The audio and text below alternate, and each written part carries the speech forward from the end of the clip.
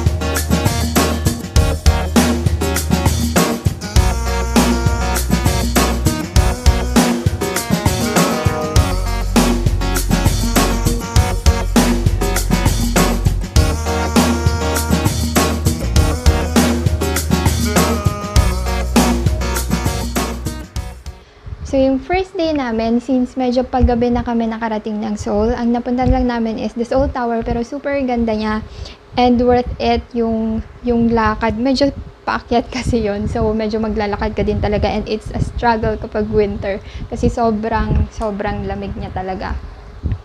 So, to get there, kailangan mo actually mag-bus and then, well, depende kung saan kayo manggagaling, pero kami, our hotel was located medyo malapit siya sa Myeongdong. It's like 2 train stops from Myeongdong.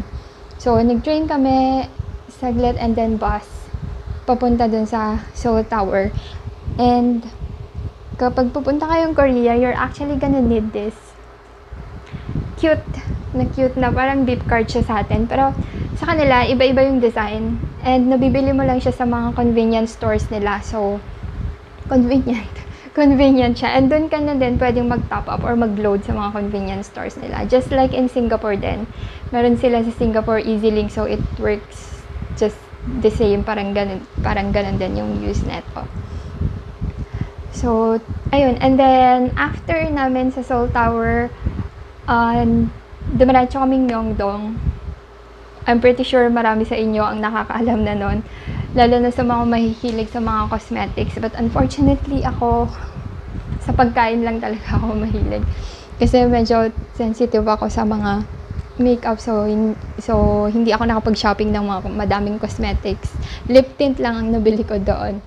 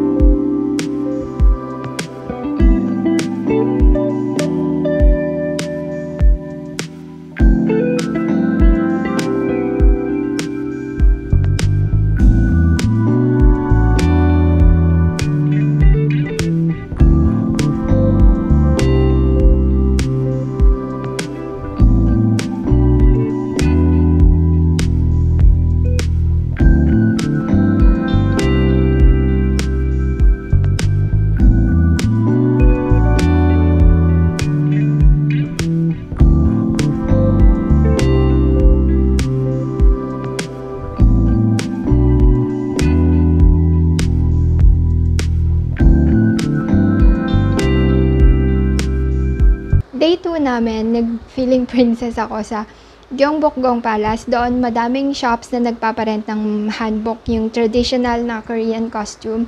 And madami kayong choices. Kapag nag-rent kayo, kasama na doon yung hair accessories. So, aayusan ka din aside from yung i-rent mong costume sa kanila. So, nakakatuwa siya. But, super struggle kapag winter na nakaganon kang costume kasi super lamig talaga, guys. Nung nandun ako, parang never nag-positive ang temperature. Lagi siyang nega. I think -6 nung nag-Gyeongbokgung Palace ako. Pero maganda yung palace. Kung tsatsagain mo nga lang siyang libutan kasi sobrang laki din niya. Pero super worth it and sobrang enjoy. Then after namin doon, dumiretso kaming street market kasi super dami nilang street markets din sa Korea. So, madami din kayong choices at sobrang dami yung mabibili and magaganda yung quality ng mga products nila. So, nakabili ako ng mga pagkain again and madami ding mga restaurants. So, food trip. So, the rest of the day was dedicated for food trip talaga. And super duper worth it. I love Korean food.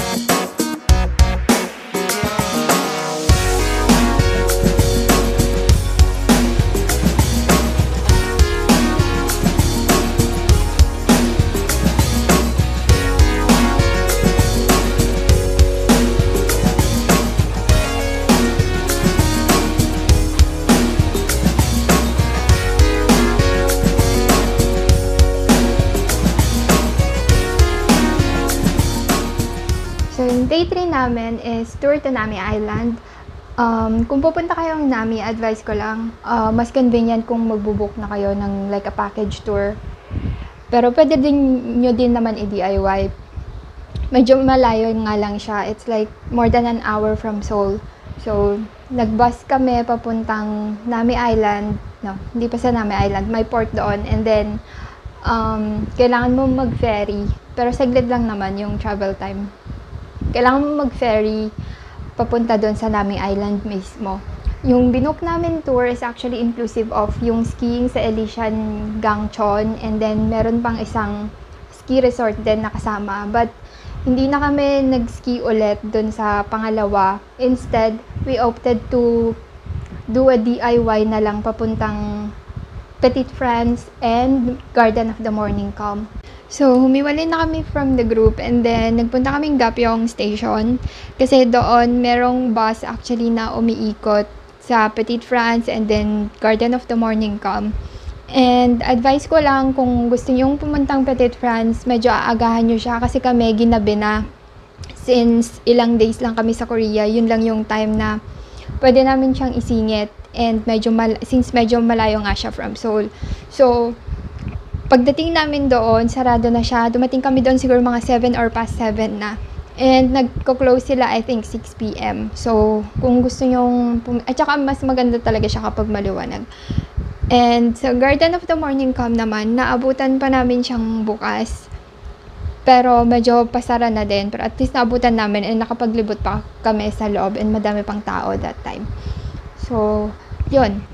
Medyo hindi polished kasi yung itinerary. Hindi ako yung nag-ayos ng itinerary since first time ko nga na mag-travel out of the country. So, medyo wala pa akong idea. Sumusunod lang ako. And kaya naman, gustong-gusto kong bumalik ng Korea kasi madami akong hindi napuntahan and sobrang saglit lang talaga yung trip ko nung a couple years back. Kaya madami akong hindi napuntahan. So, sana next year makabalik tayo.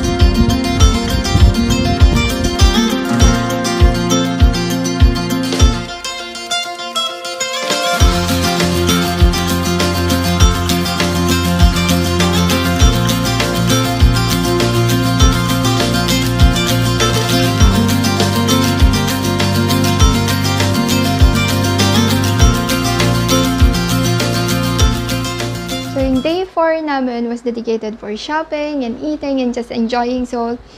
Well, the whole stay naman namin puro ako kain and madami akong kinain na hindi ko na napicturean kasi diretso sa bibig kasi sobrang sarap ng Korean foods talaga. Sobrang authentic. Usong-uso sa kanila yung chicken and beer kung nanonood kayo ng mga K-drama. I'm pretty sure napanood nyo. Aside from Samgyup, mahilig sila sa chicken and beer. Sobrang authentic talaga nung lasa niya. And sobrang daming restaurants kahit saan ka lumingon. And kahit mga maliliit na restaurants, ang sasarap ng mga sinserve nilang food. As in the best. So, madami din silang mga street markets. So, kung gusto nyong mag-shopping, pwedeng-pwede. They have Women's University, Dongdaemun, Namdaemun, Hongdae. So, yung apat na yon is like mga famous na mga street market sa Korea. Pero aside from doon, madami pang iba. So, depende sa inyo kung saan nyo gustong pumunta. Madami kayong choices. This one, actually, I got this sa Korea. 2 years na siya sa akin and wala pa siyang kahit anong sira. Super tibay niya. Super worth it yung bili ko dito. Not to mention, sobrang bigat kong mag-bag ha. Hindi siya napipigtas. Yung mga nabibili kong bag na mga mura, napipigtas siya dito kapag mabigat ka mag-bag, diba? Eto wala siyang kahit anong sira. I got this for 40,000 won. That's like 1,600 pesos. Super duper worth it. Hindi ako nagsisi sa pagbili. Kasi Ang ganda ng tela niya and sobrang tibay. Wala pa siyang kahit anong sira. Wala siyang kahit bakbak. Wala talaga. So, I'm super happy with this. And then, may isa pa. Nakadalawang bag ako sa isang araw. Ito, I got this from Hongdae. Super duper worth it din. And ang mura ko siya nakuha. I got this for only 10,000 won. That's like 400 plus pesos lang. Super worth it. Wala din siyang sira. Lagi kong ginagamit tong mga to. Ayan. Wala siyang sira. Super duper. I love it. Ayan. 2 years na sa akin. And buong buo pa rin siya. So, yun. Yung day 4 namin, sobrang medyo madaming lakaran, madaming nabili. Nakabili din ako ng mga murang t-shirts, pampasalubong, chocolates, ramyon, mga kung ano-anong pagkain na pwedeng ipasalubong, keychains, ref magnets. So, sobrang enjoy din sa pagbili. And kung marunong kayo mag-haggle, lalo na kapag bibili kayo in bulk, makakamura kayo. Basta maging mabait lang kayo kasi mababait din naman sila. So, talk to them nicely. Nagpunta din kaming kaka-friends store. So, yun, medyo nakabili din kami ng ilang mga cute na mga stuffed toys. And then, ang cute actually ng store. So, pwede kang mag-picture din doon. And then, nung gabi, again, Myeongdong. And again, food trip. So, yun, puro ako food trip nung nasa Korea ko. And hindi ko naman pinagsisihan kasi sobrang hilig ko naman sa pagkain kahit hindi halata sa aking katawan. Super. Kung meron man akong country na babalik-balikan dahil sa pagkain, for sure, Korea yon. Kasi sobrang hilig ko sa Korean food talaga. And actually, I was supposed to go back sana this year, November, in Korea, para autumn sana. Maganda siya. Magandang umaura sa Nami Island kapag autumn. But unfortunately, COVID happened. So, lahat ng travels ko this year ay wala. Ngangay. So, sana next year, maka-travel tayo. Sana wala ng canceled flights next year. So, yung 5th day namin was actually our flight na pabalik ng Manila. So, that's it. That's my 5 days winter adventure in Korea. I hope you like it. And, short trip lang siya, but it's super worth it.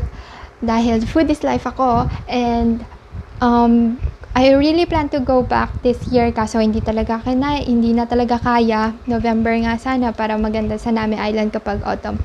So, sana by next year, kapag naging okay na ang lahat, makabalik ako para longer yung travel ko din, and then more adventures and more tips for you guys para sa mga mahilig din mag-travel kagaya ko.